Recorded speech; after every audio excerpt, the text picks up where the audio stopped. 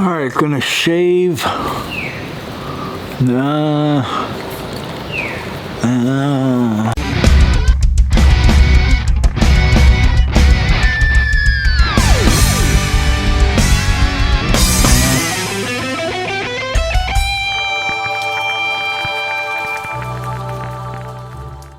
What's up guys, Dan here, Coalcracker, Bushcraft. So today's video is about shaving, but not this kind of shaving.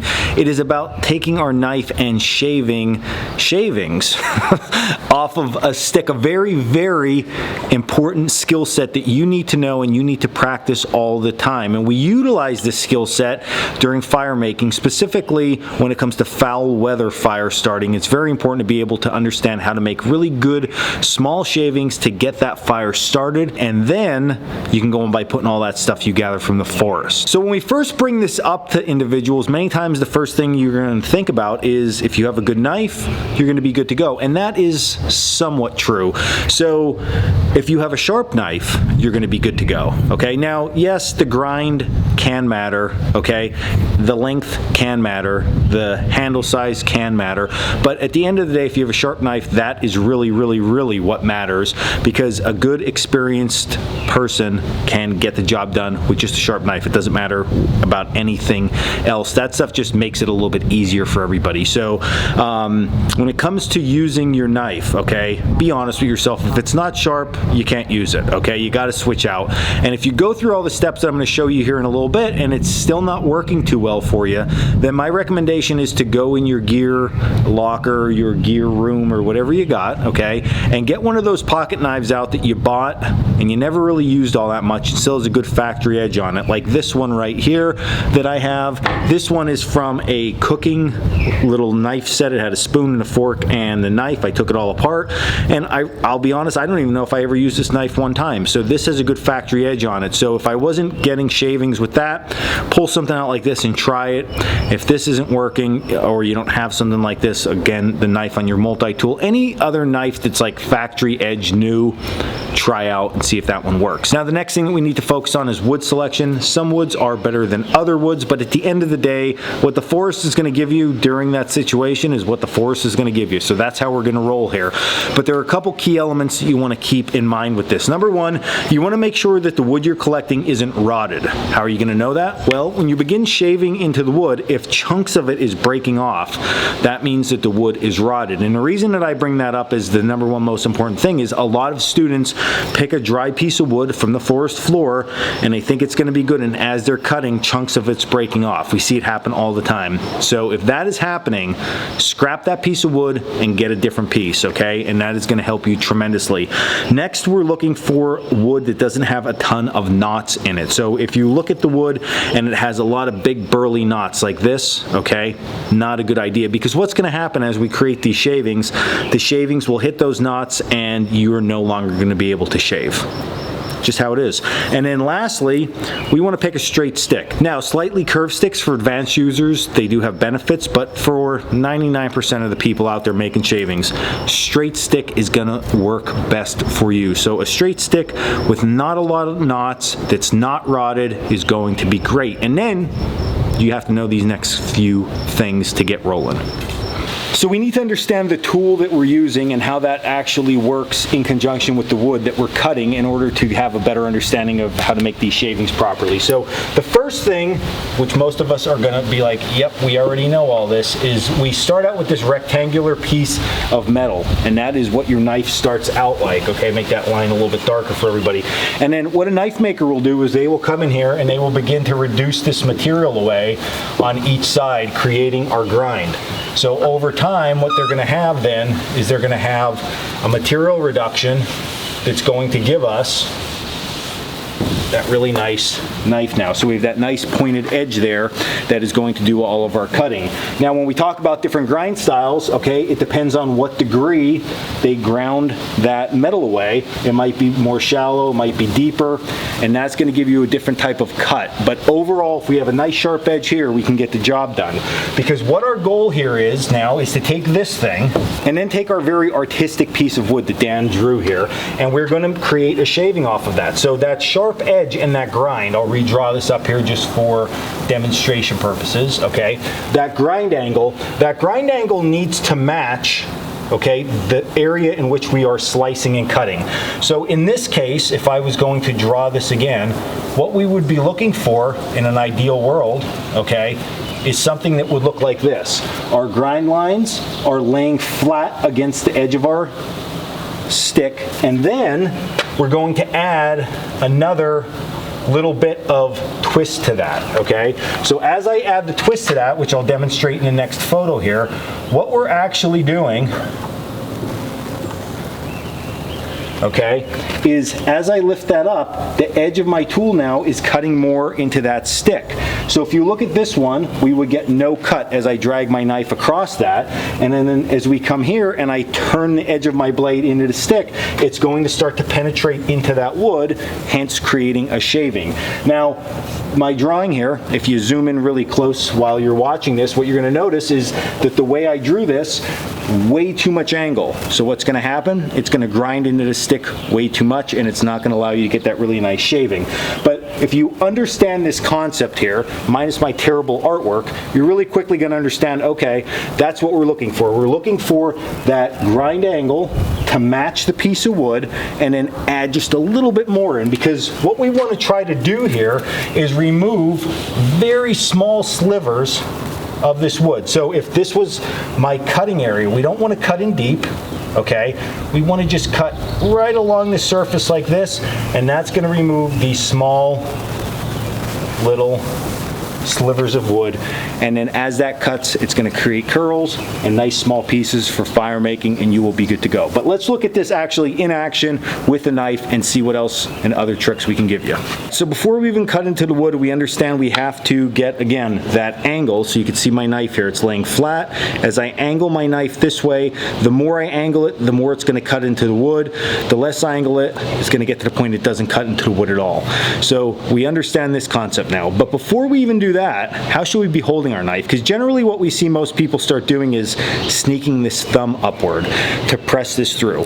Now, I'm not saying that you can't do that, but the problem with sneaking your thumb upward is people start to put too much pressure on their thumb when they cut, creating too much pressure, and that too much pressure carries over to too deep of a cut, and we don't want that. So when we grab this knife, okay, and we begin our cutting, what we're looking for is a fist grip, a grip that we are actually holding that knife as if I'm going to punch somebody, okay? So I would grab my knife just like this, and then what I'm going to do is I'm going to squeeze it really tight, and then I'm going to loosen up. And when I loosen up just enough that the knife doesn't fall out of my hand, that is all the grip that you're going to need. Ideally, unlike a power cut, what we're looking for is this knife, when I begin to cut, or if I hold here, should move in my hand. So you could see that even if I don't let my wrist move, you see the back end here is moving freely, okay? That's what I want, and there's a specific reason for that, which we'll get to here in a little bit when we start cutting. But for right now, we have a nice soft grip in our hand. When we begin the cutting motion through our stick, we want to start down at the bottom of our knife and work up to the tip. Okay, that's another important factor here, because that's going to give us nice long strokes across this piece of stick. Okay, now when you first start, if there's any type of bark on the stick, you can just scrape all that bark off. But what I like people to do more is, especially if you're picking smaller sticks, is baton a stick in half. That's going to give you a perfect section to start to make these shavings. All right, in YouTube magic, my stick is now batoned, and now I can get to work. So when we do this, okay, light grip, and now what we're looking at is to remove the smallest amount of material possible. So if I take my knife like this and I just dig across the face of this board like this, okay, this is about 3/4 of an inch. So I don't want to take 3/4 of an inch of material away. But if I turn it ever so slightly, I find this really nice sharp edge here, okay, which actually has a little bit of sharpness to it. So if I would cut that away, that surface area I'm cutting now is way smaller than the face of this. So we always want to be cutting on edges if at all possible. So what this should be looking like now when I cut, okay, is loose grip, edge of material, place your knife on its side. What I want you to do now, even experts, I want you to do this. I want you to slide your knife across this. without cutting anything. I know, that sounds like, what, huh? Yeah, we're laying our knife here, we're sliding it across the wood, and we are not cutting anything off of this wood. Now, the next step I want you to do is I want you to add a little bit of angle, just like my picture, a little bit of angle to this, and start to slide. And what you're gonna notice, if you can see that, it's a little bit difficult on camera, but what you're gonna notice is I add a little bit, I'm starting to get some really fine shavings here. Wow, so it's starting to work, okay? Now I want you to add a little bit more into it. And we get a little bit more shavings. Now, they're not the most ideal shavings, yes, we know that, but it's starting to teach you how little, all right, of an angle you actually really need to add in order to get this shaving started, okay? So we'll go again here, just like this. What we're gonna do is we're gonna go flat, across, and then every time I come back, I'm gonna add a little bit more of an angle. And you see I could start to get, look at that. Look what we're starting to get. We're starting to get these really, really, really nice shavings here. Curls and shavings on our stick, and that's what we're looking for. Now, once you get that, what I want you to do is I want you to add a really steep angle. And then what you're gonna see here is we get big chunks. Is that a good shaving? Nope. But this is, and that's what we originally cut, all right? So it's starting to teach you, all right, during this training exercise, where we should and shouldn't be with our knife, okay? So remember, we're starting on the inside again. We're finding that sharp edge, okay? Nice and loose in my hand. All right, next step, the reason it should be loose in your hand, if you watch my knife as I do this, and I start here, as I come down, I'm working towards the tip, so it's a sweeping across motion, okay? Sweeping across, and my knife is also falling back in this direction. I'm not keeping my knife straight forward this way, I'm allowing it to slice across that way. So you can see what that looks like. The tip is actually up as I'm cutting, and that's going to give the best cutting surface across that edge as possible. So as I come down here, what you're gonna see, if they don't all blow away on me, which they are, is we're getting these really nice, here's a good one, don't lose it, Dan in the wind, don't lose it. We're getting these really nice curls now off of that edge, just like that, look at that. Really, really nice curls there, okay? So that's what we're looking for. Now, the last tip that I can share with you, other than a loose grip, starting here, finishing here, knife falling backwards, good material selection, all right, is that as you come along here, every time you cut, we're creating a flat spot. So if we have a flat spot, we just created 2 ridges. Now we're gonna turn, and we are going to cut that ridge.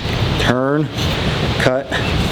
So it's actually a rotation. If you watch this as I go along here, I'm making my shavings, and then I'm rotating back. Shavings, rotating back. Now, if you want to keep all these shavings on your stick, which that's something called a feather stick, and it's something that we really don't stress all that much here at Coalcracker. I like to let my shavings literally fall down on something. I know I'm standing out here in the wind and they're blowing away, but if I was doing this for fire preparation, I like to put something down, maybe it's my haversack or a cloth, and make my shavings. I think it's a lot quicker and a lot faster and a lot more efficient. But if you do want to leave these on to make that really nice feather stick like you see some people make, when we get to the very end of our cut, and we come down, let me get one here, we want to turn our knife in and give it a little extra angle. What that's going to do is give it a thicker cut down in that section, and that's what's going to hold on all those shavings. If you keep this really fine section, you can still do it, but adding that little twist down at the bottom is going to keep those shavings on, and it's just going to keep them on the stick and a little bit more manageable if that's something that you're looking for.